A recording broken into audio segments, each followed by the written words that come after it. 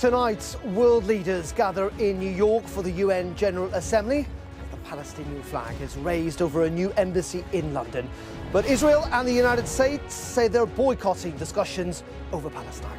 The Lib Dems gather for their party conference here in Bournemouth, with Ed Davey telling Sky News he's the polar opposite of Nigel Farage. While the Reform UK leader kicks Ed Davey off the news agenda, announcing he will deport thousands of legal migrants. Meanwhile, Ed Davey rules out any pact with Nigel Farage, but is a bit more coy on prospects of a Lib-Lab love-in. But there is always a love-in on this programme. I'm joined by Christine Jardine and Polly Mackenzie, who will be with me for the next hour. It's Monday. I'm Darren McCaffrey, live from Bournemouth, and this is the Politics Hub.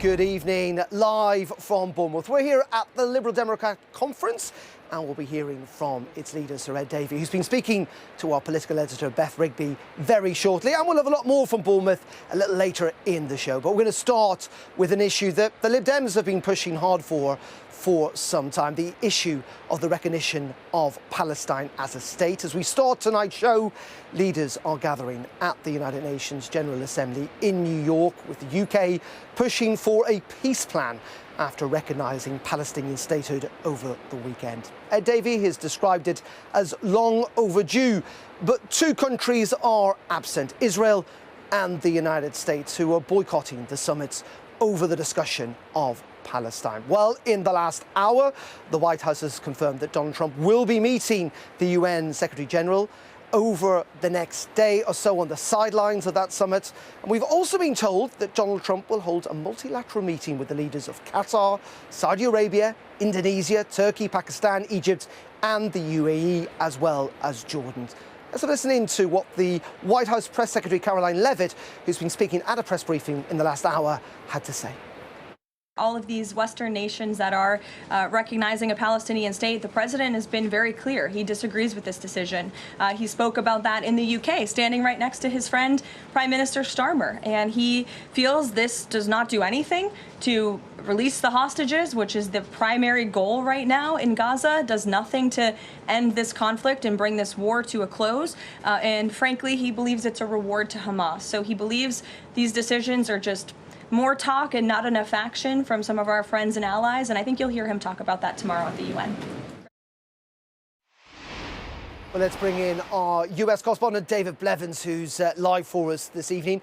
And David, it is interesting, isn't it, that both the United States and the UK have spent quite a lot of time recently talking about what they have in common, but they're very prepared, both sides, it seems, to have a very public disagreement on this issue of Palestinian statehood.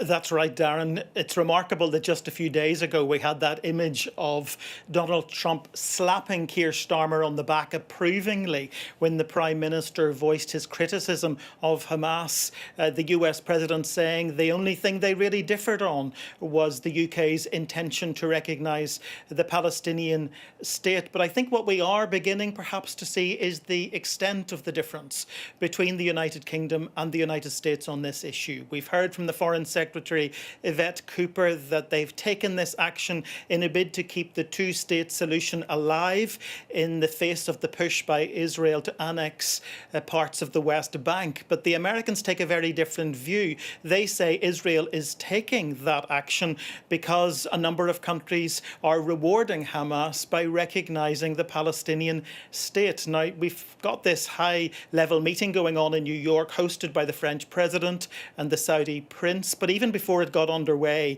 the UK, Canada, Australia and Portugal added their names to the long list of countries recognising Palestine. We expect France and Belgium and Malta and Finland to follow suit soon. Now, it's not a transatlantic split. Italy and Germany, for example, are not on that list, but there is a growing diplomatic gulf between the United States and countries that are recognising Palestine, because the United States is not just boycotting boycotting the meeting in New York. It's also issued a visa ban on Mahmoud Abbas, the president of the Palestinian Authority. Now, so far, the UK and the US have managed to compartmentalise this to some extent, but there's a risk of the spat growing, becoming even more public in the days ahead, with the president due to address the UN himself tomorrow, and with Keir Starmer and the Israeli Prime Minister Benjamin Netanyahu both due in New York on Friday. OK, David, live for us there in Washington. Thank you very much indeed. Let's bring in Chief Secretary of the Treasury now, James Murray, who is in Westminster for us this evening. And James, just explain to us how bad, if you like, this schism is now with the United States. I mean, it's pretty clear the White House are not happy with the UK's decision. We're meant to have a special relationship. It's clear on this there are very deep divisions. Well, look, there's a difference of approach around the issue of recognition of Palestine, but we've been working really closely with the US in terms of trying to get a ceasefire, in terms of trying to get the hostages out of Gaza, and that working together with the US is critical, along with other countries in the region and around the world. So, I think what we're all focused on here is getting that ceasefire, getting the hostages out, and in terms of what the UK has done, along with Canada, Australia, France and other countries, is underscore how important for us a two-state solution is to a lasting peace, because having a Palestinian state alongside a safe and secure Israel is what we believe is essential for a lasting peace and lasting security for Israelis and Palestinians. But James, the honest answer here is that in the immediate term, that's going to make no difference to any of that. And hasn't the UK in many ways essentially got rid of some of the leverage over the United States, the one country who could change Israel's course of action? Well, we think the right course of action is to keep that hope, that promise of a two-state solution alive. And look, it's not just the UK who has taken this decision. We've been joined by other countries, Canada, Australia, France and others, who have all decided that actually a two-state solution is critical to long-term peace in the region. We need a ceasefire, we need the hostages to get out, and then we need to get on a path towards a two-state solution. And that's why we've done this. James, lots of people may well agree that a two-state solution is the way to essentially solve this long-running issue. But my point to you is the UK's decision to recognise a Palestinian state makes no difference to that, does it? Well, I think if we've taken this decision as we have, alongside a number of other countries, it's clear that there is a consensus amongst more and more countries around the importance of a two-state solution and about using the recognition of a Palestinian state as part of that process. And if you look at the wider impact of our recognition, we've been able to work with Arab nations in the region, and they are now in a position where members where those countries have come out and distanced themselves from Hamas, agreed with us that Hamas must have no future in the running of Gaza. And that consensus, that building of an international agreement around the fact that Gaza must not be run by Hamas in the future, that, as we believe, Hamas is a brutal terrorist organisation that must unconditionally release the hostages and disarm, that's crucial for peace in the long term too. Jim, just finally on this, though, how is this in the UK's national interest? It might be, from the UK government's point of view, from others' point of view, the right thing to do. But is it in our national interest? Because to date, all it seemed to have done in the last 24 hours is damage our relationship with two allies, with Israel and the United States. Is this genuinely in the national interest? We have a moral duty as a country. And it's also important for us to have stability and long-term peace around the world and in the Middle East in particular. And look, this has been going on, the question about the recognition of Palestinian statehood has been a question which has been asked over many, many years. And we've decided that right now, with the prospect of a two-state solution feeling like it's getting further and further from reach, it's the right time for us as the UK, along with other allies like Canada and Australia, France and so on, to say, no, we're going to recognise the state of Palestine in order to keep that two-state solution alive, because we think that that is the way for both Palestinians and Israelis to get a long-term, secure and lasting peace. OK, James, while we've got you, just a couple of more other questions, if I may. Let's talk about Nigel Farage and his announcement today when it comes to migration. Let's be frank about this. We didn't get lots of detail. It's pretty eye-catching, and I suspect it might be quite popular. In the end, though, Reform do seem to be coming up with ideas that are resonating with the British public. Labour don't really seem to counter to many of these ideas, do they? Well, the ideas that Reform have come up with today fell apart within a few minutes. You know, I think what people across Britain want is an actual solution to the issues of high migration and illegal migration. People want practical solutions that gets those numbers down. And you know what Reform have said today may have got the headlines this morning, but it fell apart within minutes. I think all the data it was based on was then proven to be incorrect. At the press conference, they couldn't answer basic questions. And you know, not only is this back of a fag packet policy, it's also something which, if implemented, if anything like this was implemented, it would mean that people who are in Britain, who have families here and have contributed to society, maybe worked in businesses, that they would be deported. So, you know, Reform's policy, it doesn't make sense. It's falling apart at the seams. And actually what we're doing is getting a grip on both legal migration and illegal migration, because that's what the British people want. OK, and just very finally, Sir Ed Davey, speaking to Beth a little earlier, suggested, well, he didn't rule out, let's say, potentially a pact or a coalition with Labour after the next election. I assume you wouldn't rule out either, given the fact, obviously, we don't know the result of that election. I mean, to say we don't know the result of that election is, to put it mildly, it's, you know, 4 years away or whatever. Look, we've got a large majority at the moment. We're delivering for the British people, and we're going to go into the next general election pointing at what we've done in the first Parliament, and I suspect saying we need longer to continue and complete the job, because we know that the state that we found the country in when we won the election last year was in such a position that it's not challenges that we can address within one parliament. So what we've started now is a decade of national renewal, investing in our future, and at the next general election we will say to people, look, this is the job that we started. We want to continue the investment, continue making people better off, and make Britain a fairer country.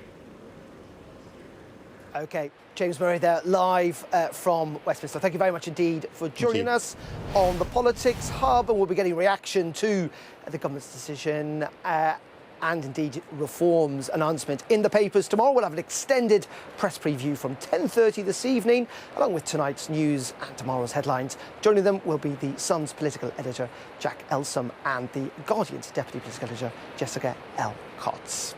Well, the Middle East and the UK government's relationship with Israel and Palestine is hanging over events at this conference. A little earlier, I spoke to the deputy leader of the Liberal Democrats for her reaction to the UK's recognition of the state of Palestine.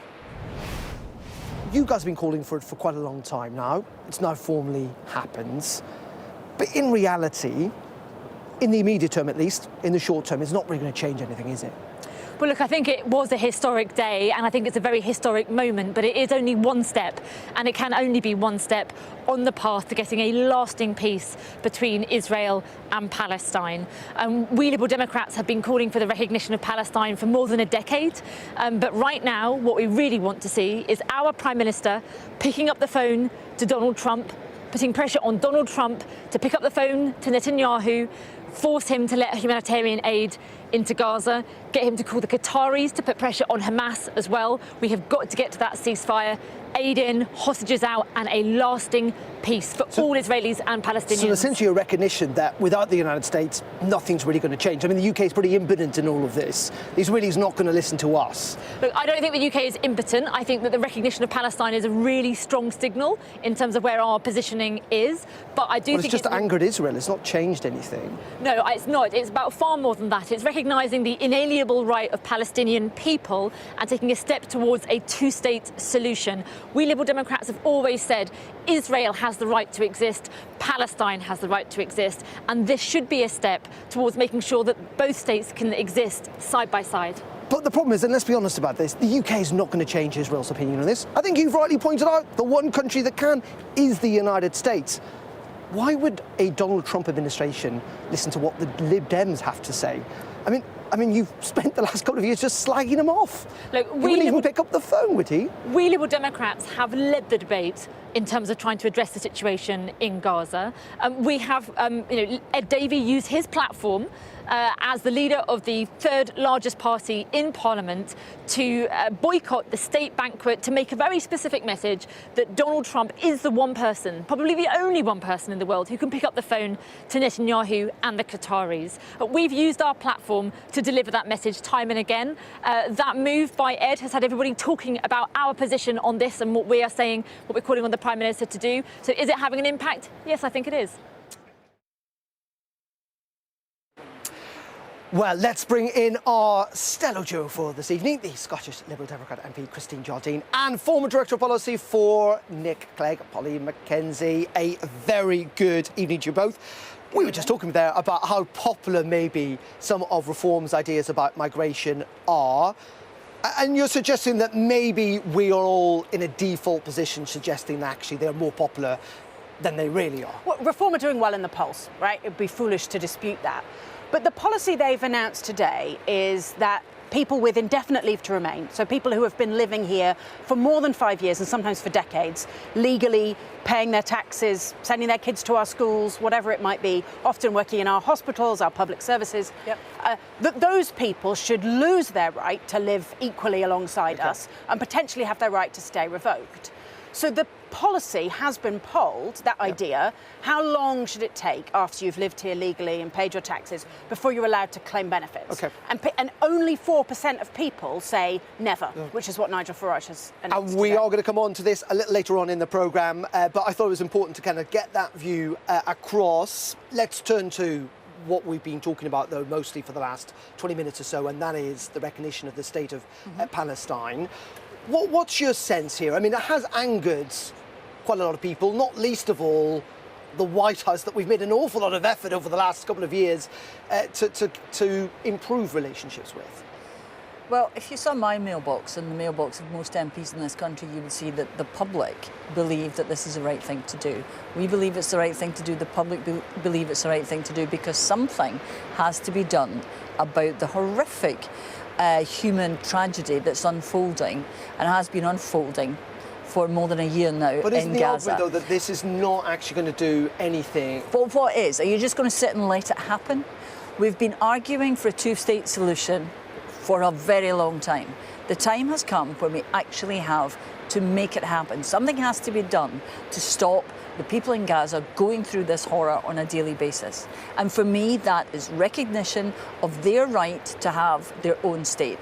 It's 100 years, I think, since Balfour said it, and we have to do it. We have to actually take the step. And if we keep saying, well, we'll wait until it's the right time, we'll wait until they've got this, we'll wait until we've got that, there will never be a formally recognised state of Palestine. We have to do it now and make it happen. And let's not forget that in 1947, Israel didn't exist when it was created. We can create a state from where we are at the moment, and it's important that we do. If we wanted to make a difference, I would suggest probably on terms of the issue of what's happening with Gaza and Israel's military campaign, is that the only leverage we have really is with the White House in trying to get the White House to put pressure on Israel to do something.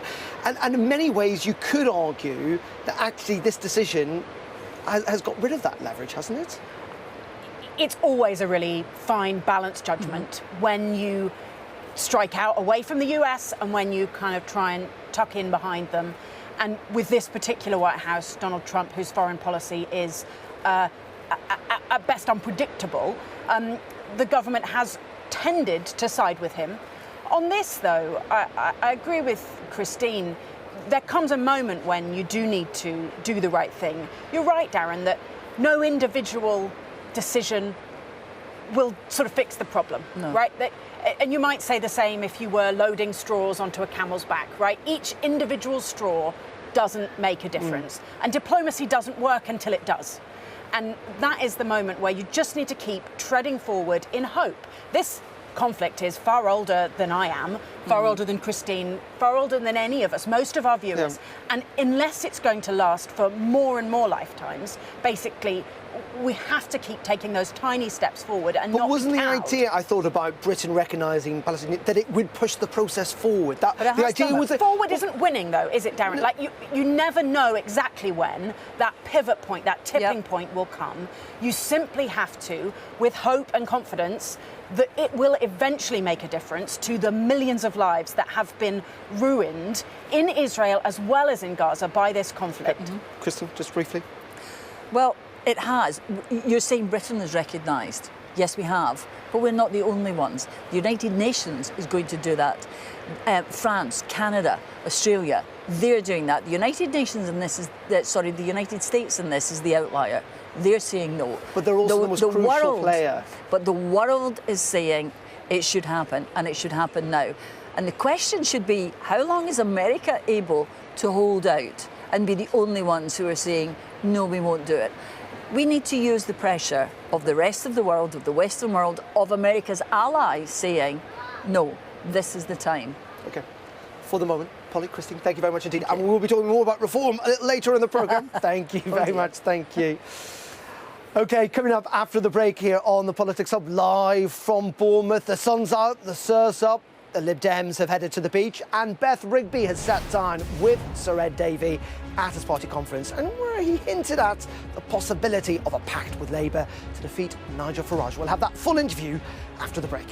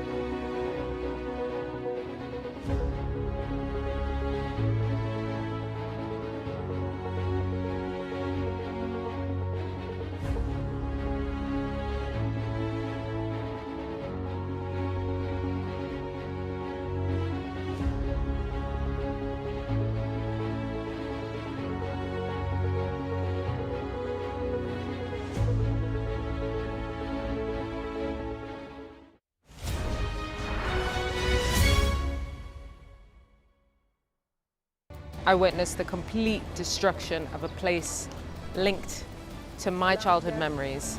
This is insane. I'm Yusra Al-Bagher, Sky's Africa correspondent based in Johannesburg, South Africa. I felt awe when we saw the mountain gorillas in Rwanda.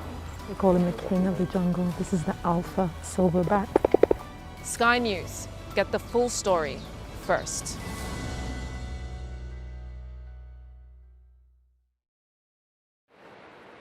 Welcome back to Bournemouth. It's been a delightfully sunny day here for the Lib Dems, bringing some broadly positive news for them. Look at those surfers out on the beach. But big challenges do remain for the party. The polls are stuck at around 15%, and the rise of reform and the splintering of the two-party Labour and Conservatives duopoly means the political sands are shifting. The question is, for the party, is it going to be in the right place to capitalise on that change? There are calls here for more policy and for the Lib Dems, frankly, to get a bit more serious. There's also even speculation about whether they could become the official opposition or whether they could actually end up in government in a coalition with the Labour Party. Lots to talk about. Beth Rigby, our political editor, is in Bournemouth with me. Beth, and actually, you know, we are a long way from the election, but we do look at the polls. They've now been pretty consistent. And there is a sense, unless something dramatic changes, it may well do, but that the arithmetic, if you like, at the next election could be really interesting, not least of all for the Lib Dems. Yeah, quite, Darren. And if you think about the Lib Dems back in the last general election, they gained 60 seats and 58 of those were from the Conservatives. They got record numbers, but since the election, they haven't really moved forward in the polls. They haven't really punched through in policy terms or making the political weather in the way that Reform have. And Ed Davey is under, number one, some pressure over that from his own party. But number two, what was really interesting today at this conference, and I think you'll hear more of this in his speech tomorrow, is the way in which, while he's not directly going up against Reform, it's like they're living rent-free in his mind. I mean, it was all about today Reform and accusing Reform of trying to bring Trump-style politics to the UK, talking about what he calls mainstream parties and that Reform is trying to undermine democracy and they've got to fight against it, which brings you to the question of what are you talking about, Ed Davey, here? Are you talking about a progressive alliance to try and fight off Reform? So that's what I asked him about in our interview today. So if you start off with a bit of foliage. Flower arranging in sunny Bournemouth. This the perfect photo opportunity for a politician trying to appeal to Middle England. Right, you want to look at my lovely yellow rose? After a record win in last year's general election, Ed Davey's Lib Dems now struggling to cut through. As Reform pulls ahead in the polls, is it time for progressives to gather together? Do you identify more with Keir Starmer or Nigel Farage? Well, I want to identify with Liberal Democrats and our values and our policies, but, I mean, it is obvious, is it not, that mainstream politicians of all the mainstream parties, I think, don't want to undermine our democracy, don't want to take it in the direction of Trump's America like Nigel Farage. I don't think there are other political parties who want to do that, like Reform does. OK, so would you ever do a deal with Nigel Farage? That is not going to happen. The truth is, with the Reform Party, they represent values which were the complete polar opposite. We want to actually talk about true British values, to have a country that's decent and caring, where public services are improved. So you would never do a deal with Nigel Farage? Well, I think no one would expect me to do that, and I don't want to do it, and we won't do it. Would you ever do a deal with Keir Starmer? Look, when it comes to deals with other parties beyond Reform, let's wait till see the result of the next election. No, here's the point. Liberal Democrats believe in getting that election whenever it comes, and I've said, I think to you in the past, Beth, that I don't talk. That I don't talk about after an election, because I've noticed my predecessors do that. Because my job is to get as much support for Liberal Democrat values, and if we do that, you know, we can be in government. The reason I'm asking you this, and this is why it's not a parlour game, I'm not trying to pin you. I'm asking you this because it seems pretty clear to me that what you're saying is that you feel as a political leader you have a moral responsibility to try to keep Reform out of power. If Liberal Democrats keep winning seats and build on our best result for 100 years of the last general election, we can stop Reform by ourselves. We can deprive them of the seats that they would need to form a majority, and then their arithmetic of them getting to power falls to pieces. We can do that by ourselves. It's just Tory seats. Does that involve electoral pacts with other progressive parties, though? No, we didn't have pacts last time. We're not going to have pacts in the future. Refusing to rule out deals with Labour, Ed Davey also sees opportunity in attacking Donald Trump in a way his political opponents can't or won't. Tapping into anti-Trump sentiment in Britain, the Lib Dem leaders also criticised Trump's former close ally, Elon Musk. Do you respect the rule of law? Yes, I do. OK, the reason I ask that is that you called Elon Musk on Sky News a criminal yesterday. You might not like what he said, you might not like what he's doing to X, but isn't it irresponsible for a leader to call someone a criminal when there's no charges, no investigation? You're making libelous remarks about another public figure. Would you like to retract that comment? No, and I'll tell you why. He has clearly broken the law, he and X. Before he took over Twitter and renamed it X... So you're happy to call him a criminal? Well, yeah, Parliament passed the Online Safety Act, and that was designed to put in lots of laws to protect our children, for example. And there's evidence, people can go and find it for themselves, of X allowing adverts of videos of child sexual abuse, of grooming, of self-harm, which clearly breaks those rules. Are you worried he's going to sue you? Well, if he does, he sues me, and let's see how he fares, because I don't think he'll win. Your chief exec has been meeting the lawyers about this, hasn't he? The chief executive of the Liberal Democrats has been meeting the lawyers about this. Yeah, we're not worried about it. You're not worried Not about... at all. More in Common polling found that more than 60% of voters thought your stunts during the general election are not appropriate now when the nation faces so many challenges. Do you hear that you need to be perhaps a bit more serious, that it's not a joke? Well, I don't think politics is a joke. And when I did those stunts in the election, I said, you don't have to take yourself seriously, you take the voters' concerns seriously. And I still think we've got some really serious policies to change our country for good according to British values. I also think it's quite good to have a smile on your face, because at the moment, politics is grim, it's divisive, and we need to make sure we're talking to people's emotions. So you're going to lead the Lib Dems into the next general election? Ed Davey may be known for his stunts, but this week he's delivering a serious message, using his conference to warn of the populist wave he believes is coming to British shores, as he, like other main parties, tries to turn the tide on reform's surge. Beth Rigby, Sky News, Bournemouth. Well, let's bring back in Christine and Polly, who are live with me here in Bournemouth this evening. Christine, can we start with you just on what Beth was saying about the Lib Dem supports? Because a lot's changed since the last election. Labour's gone like that. Reform's gone like that. But the Lib Dems have essentially gone like that. Why is it in this moment of political flux, if you like, that the Lib Dems have not managed to move very much? We're stable. Labour have gone like that, the Tories have gone like that. We've stayed stable. Our support is staying with us, and we are working towards the next general election, which is 3-4 years away. And Nigel Farage has to maintain that rise. We have a solid base. We're working to that. We're bringing forward policies that people like. And we'll see what happens in 3 years' time, 4 years' time maybe. But shouldn't the Lib Dems be growing that? Given the fact that lots of voters now seem to be switching their minds, changing their allegiances, it must be a little worrying that that's not in any significant way moving to the Lib Dems, seemingly. Well, we saw a fantastic increase in our support at the last general election. We went from, in 2019, we got 11 MPs. It had gone up to 15, but by, after the general election, we're up to 72. That's a fantastic increase in support. And what we have to do is recognise why people were supporting us, work to maintain that level of support, and going into the next election, which is some way off, be able to say to people, this is what we have done. These are the policies that we've pursued, and we have persuaded the Labour government to take on board, like the Justice Bill, which has Josh Barber-Indy's amendment in it. That's what's important. It's not this week.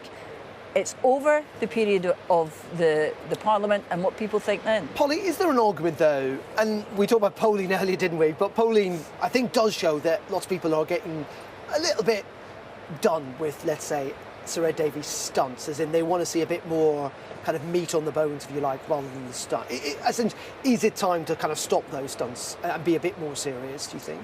I think something that's really changed in the 20 years I've been working in and around politics is how much media capacity and coverage and attention there is on meat, right? Like, I remember having endless discussions with journalists like yourself trying to explain the details of the Liberal Democrat local income tax policy, or exactly how we would reform schools or hospitals. Yeah. And now I think more and more of our political attention goes on just the razzmatazz. And there's much less debate about substance. And I think that's partly because after Brexit, there was just so much chaos. We had, 17 prime ministers every 5 minutes, something changing, some new debate in the House of Commons.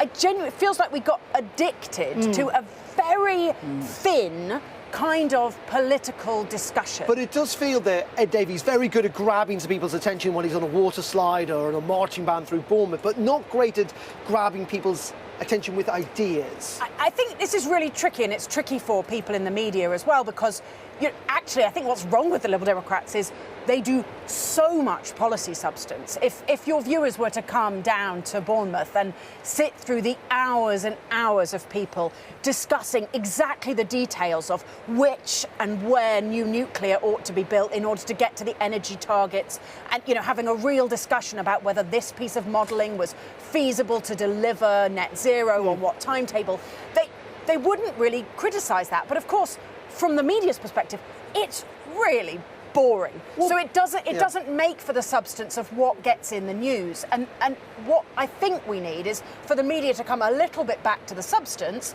and for the Lib Dems to a little bit get their nose out of the detail and start thinking about making it interesting for you guys. Is that for Christine? A bit more eye-catching stuff, maybe? Well, I'm as guilty as anybody else of going through all the process and, which type of nuclear is better.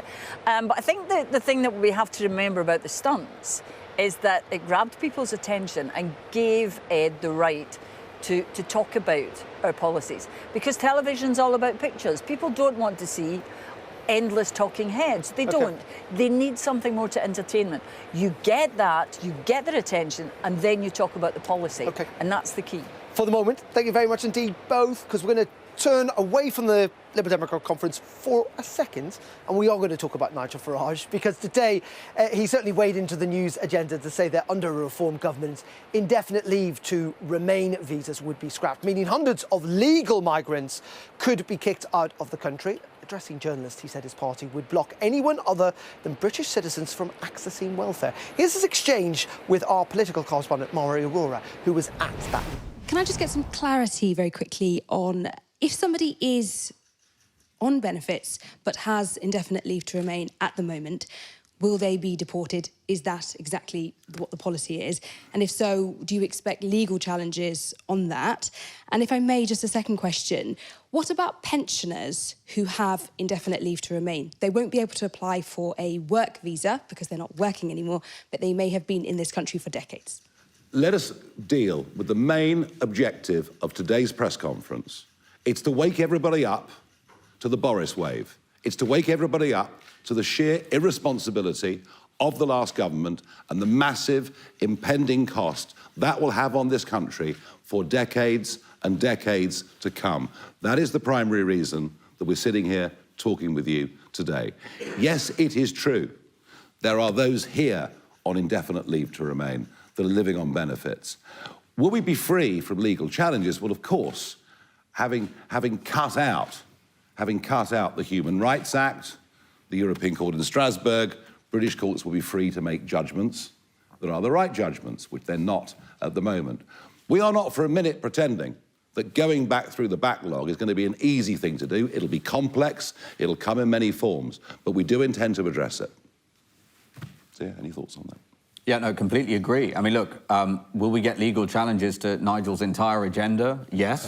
One quite cool feature a government does actually have, if they have the political will and the parliamentary majority to do it, is to change the laws, which ultimately is what legal challenge is dealing with. So as Nigel says, top of the agenda is leaving the ECHR, repealing the Human Rights Act, replacing it with a British Bill of Rights. So to the degree there are legal challenges, Nigel's government will win them. Well, it's fair to say, given that announcement, that Reform have cast a little bit of a shadow here in Bournemouth, as I found out a little earlier. You know what? It's so nice being by the sea when the weather's like this in the autumn, even if you do have to wear a suit and be at the Lib Dem conference. But after all, this is meant to be the Liberal Democrats' day in the sun. And yet again, though, it is Nigel Farage making the political weather, talking yet again about the issue of migration. We haven't had a single boat come into the shores of County Durham, and that the only boats that could possibly have been stopped was Durham Regatta. So to actually campaign on that was something that why would you at a local election? And they've campaigned on a campaign of fear that didn't exist in somewhere where we represent. So we campaigned on local issues like making sure we keep our markets, making sure that we keep our cultural services, our libraries open and things like that. The Lib Dems do understand, obviously, that Reform are doing pretty well in the polls and that they need to talk about them, they need to understand them, they need to take them on. And that's actually what they're doing this afternoon in the main conference hall, talking about politically how to combat Nigel Farage and Reform. It's actually called Reform Watch. It's clear that people are unhappy about uncontrolled migration, but some migrants are good, right? We want high-skilled workers. Lib Dems never need more policy. We've got policy coming out of our ears. What we probably need to do is find a clearer way of articulating that policy to the public. And I think when we start getting through, when we start getting the cut through with the media, because Nigel Farage says the dramatic things and he gets straight on the media. Nigel Farage is a nasty, horrible man. We don't believe in the politics of division. For us, it's about community, kindness and empathy. Their three-word policies, their three-word slogans that they run all the time are really catchy. They're attracting people that need politics broken down into simple things. And as much as the Liberal Democrats are very good people, we're a very educated bunch as well. Sometimes we overcomplicate things. And this does matter, with the possibility of a massive sea change in British politics. On current polling, the Lib Dems may well end up in government with Labour, or even as the official opposition to a reformed government. Well, let's bring in our Deputy Political Editor, Sam Coates, who's alongside our panel tonight. Sam, good evening to you. Really interestingly, I spent half an hour or so speaking to lots of Lib Dem activists this afternoon, asking them if they could sum up what the Lib Dems' migration policy was. And lots of them, they had a sense of what it was, but they kind of struggled to encapsulate it. What is it? I think, from what I understood, is that it's a and we're going to talk about this in a second, but I think it's a pro-migration party that wants to see the numbers come down, but still wants to allow people in who are going to add economic value at the top end and the lower end of our economy. I think that's right. But isn't that the point? Whereas Nigel Farage says something and everyone instinctively understands what he means. Is that a problem for the Lib Dems, is my question? I worry that standing here at the heart of Liberal Democrat conference, I am about to annoy the Liberal Democrats. But yes, that is a problem for the Liberal Democrats. The job of opposition parties, in some senses, is to get noticed. It's to attract attention. It's to get debates going. And I am afraid to say, and this is not a judgment on the rights or the wrongs of what Nigel Farage has said today, and we will come on to some of the substance in a moment, but he is the master and he is much better at it than the Liberal Democrats. And that is why much higher up the news agenda is what he has been saying on migration, much lower down the agenda is what the Liberal Democrats are doing in their annual conference. Right, let's turn to the substance of what he is talking about. Nigel Farage is talking about a very big shift that he is proposing that a Reform UK government would take in the event that they got into power. Big if. He is saying that they would end indefinite leave to remain. So after 5 years, you would have the right to settle here permanently, have the access to some benefits, and essentially be allowed to live your life because you spent 5 years working here, sort of as a reward, as a recognition of the time that you spent here. So a very, very big shift. But here's the thing, Dan. What's going on is that Nigel Farage has again spotted something that is coming down the track that other political parties, and I'm thinking here, particularly the Labour Party, other political parties have not really spotted and have not really started talking about. Because a lot of viewers will be familiar with the Boris wave of migration that's coming in. Post-Brexit, Boris Johnson changed the rules to allow a lot of actually non-EU migration, including some eye-watering numbers in 2023, 2024. Now, 5 years on from them entering the country, there is then a question, and this is a question, a live question for policymakers and politicians, do you then allow those record numbers, that big spike to settle indefinitely? And Nigel Farage has turned around and given the answer to that, no. And he has actually said that he would strip indefinite leave to remain from anybody that has it. So it's a big, big, big change. I would argue that the policy solution that he's come up with, well, there's lots for parties to chew on. A lot of that is contentious. A lot of parties would absolutely reject the idea that you would unpick somebody's right to remain that's been given a few years ago. But does even Labour Do significant figures in Labour today tell me they think that he has highlighted an issue that they as yet haven't got an answer to? Yes. And again, that is Nigel Farage stealing a march on the other parties, articulating something there's a lot of people think is a problem and getting there before anyone else. Sam, I'm going to insist that you stand there as we get reaction. That's fair enough. Polly and Christine. Polly. So, Sam's right. This is a substantive policy shift from Nigel Farage that would, I think, have a dramatic effect on the lives and rights of millions of people and their neighbours and their colleagues around the UK. Because, you know, to have agreed with the state, to have paid often thousands and thousands of pounds for a succession of visas and kind of extra costs to pay for the health system, to then expect that you and your children will be able to call Britain home, be perhaps on a pathway to applying for citizenship, and then to have a government elected which said, sorry, that deal's off. I think that would be incredibly dramatic. And you have to remember that these people who are often working or in our public services, in our businesses, perhaps in social care, you're then actually talking about removing them from those roles, having a potentially catastrophic impact on our public services. So the scale of this is absolutely enormous. And I think it comes down to a view, really, about what you think immigration is for. You know, there's a sort of stance which says people can come here, fill gaps, but then they can sod off again. Or you can say people can come here and so long as they work, pay their taxes and play by the rules, they can call Britain home. And for me, an immigration policy should be about that pathway to calling Britain home. Christine, isn't one other issue here at play? Immigration is also about numbers, something the Lib Dems don't seem to be willing to engage with. But one of the reasons I think people are frustrated with migration is they simply think the numbers are too high. And Nigel Farage is... No. People are frustrated with migration because the economy's broken. The immigration system's broken. I don't think there's many people who think that a net migration... Let me finish. Okay. So people are worried about the children's education, about their children getting jobs, maybe when they graduate or when they leave school, about their parents being looked after by the NHL service and care. And until the economy is fixed, they will take that frustration out, they will look for a way of venting that frustration, and they see immigration and Farage talking about how it's the problem, and that, if you like, expresses their frustration. The problem is we have a massive employment gap in this country. We need immigration. We need people to come here. I'm not saying we open the doors and say everybody comes, but we need immigration. We need skilled labour. And as Polly says, we have an NHS and a care system which is largely dependent on people who've come here, many of whom now have the right to remain. Yeah. And people who've come from European countries and been here decades.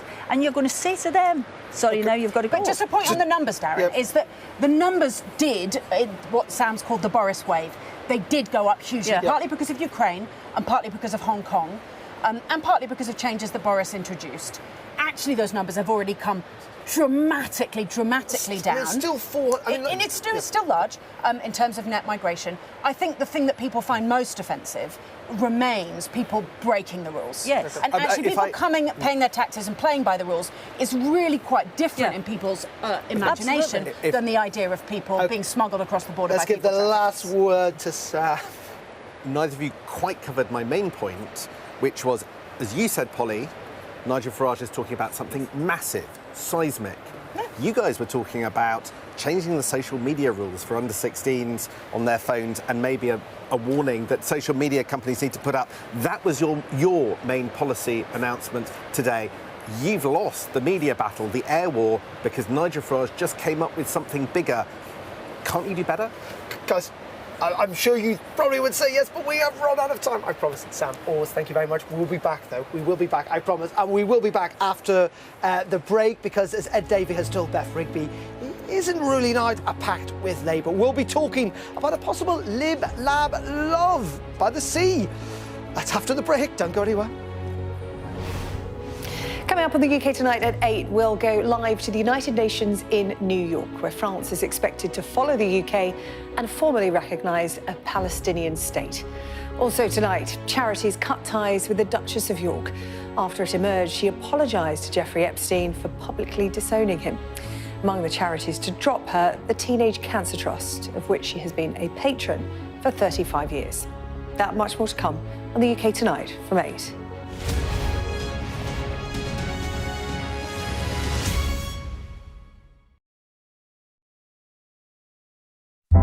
Big stories don't always come from big cities. I'm Lisa Dowd and I'm Sky's Midlands correspondent. You are not getting in this elevator, okay? The judge made it very clear that she could see no justifiable reason why Sakulas wasn't here facing British justice. I promised I would get him justice. Free, wherever you get your news. This is what they're up against. The wind is the really big problems. It is back-breaking work and the smoke is thick. It's been working well. Water levels are dropping, but no one knows what impact further rain will have. What would you do if this place wasn't open? This is the exact spot in Nottingham where their 19-year-old son, Barnaby Webber, lost his life. I just think it's so cruel and so harsh. It's really scary. We're terrified. In this community, I'm told that everybody knows someone affected by COVID. Hopefully this will be the last wave. Sky News gets the full story first. Change seems tantalisingly close in this corner of the UK. Wales was the first to introduce the plastic bag charge. It's legal to let go. Set the speed and take the hands off. It's almost driverless, but not quite. Hans is a highly trained police dog.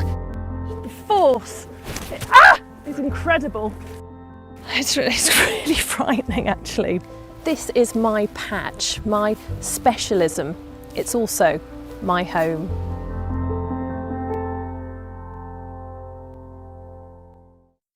There's always more to the news than a headline. We want to discover, to delve a little deeper, to find out what's really going on. Explanation, analysis, the people at the heart of every story. I'm Neil Patterson, and this is the Sky News Daily Podcast. So, by the end, we'll hopefully all understand what's going on in the world just that little better. Available wherever you get your podcasts. Welcome back to the Politics Hub. We're going to turn actually now to our top story tonight. That, of course, is the UN General Assembly in New York, which is now underway. Top of the agenda today is the issue of Palestine. It comes as the UK has recognised formally now Palestinian statehood. But the United States and Israel are boycotting today's discussions about Palestine. Well, let's bring in our Middle East correspondent, Adam Parsons, who's live for us tonight in Jerusalem. And Adam, unsurprisingly, this has also provoked a very different response from Israel and indeed from the Palestinians.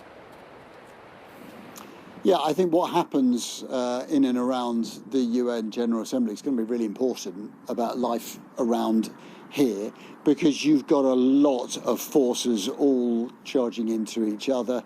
Let's pick them apart. First of all, Benjamin Netanyahu will be flying to America, seething about the fact that various nations have already recognised Palestine and more are going to do it. We're not quite sure how many. But basically, Palestine's going to go from being recognised by 147 to being recognised by probably into the mid-150s. Why is that important? Well, at some point, people are going to compare the fact that not everybody recognises the state of Israel. Is there going to be a comparison of legitimacy? That will infuriate him. We know he's angry and he's talking about reprisals. What might those look like? The word annexation, it keeps being used around the West Bank. Now, to a lot of people, annexation sounds a little bit like a military takeover of the whole West Bank. I think that's incredibly unlikely. And certainly others will look at it and say, well, Israel's already annexing chunks of the West Bank by settling up, by creating settler towns and outposts. That might happen more. There may be more land taken. We don't know. But what we do know, I think, is that Mr. Netanyahu will want to do something. And that takes on to the next point. While he's in America, he's going to go and visit President Trump, and he won't make any decision about his reprisals until after he's had that meeting. But by the time Benjamin Netanyahu sits down at the White House, Donald Trump will also have had a meeting tomorrow, maybe the following day, with Arab leaders. And that could be hugely consequential because among their number are the Qataris, who will be telling him how angry they are that Israel attacked Hamas leaders in Doha. There'll be the Saudis saying if there's any kind of annexation of the West Bank, well, the Abraham Accords are out the window and we will impose some kind of reprisals against Israel. And there will be other Arab leaders, probably the Egyptians, who are massing troops on the border saying, do not allow any Gazans to come out. This is a highly complex, but it could be very consequential few days for this region. OK, Adam Parsons there, live for us in Jerusalem. Thank you very much indeed. And the French President Emmanuel Macron and the Saudi Crown Prince Mohammed bin Salman are chairing a meeting at the UN summit to discuss that two-state solution. And full coverage, of course, the summit will be coming up here on Sky News from 8 p.m. this evening. Do stay tuned for that.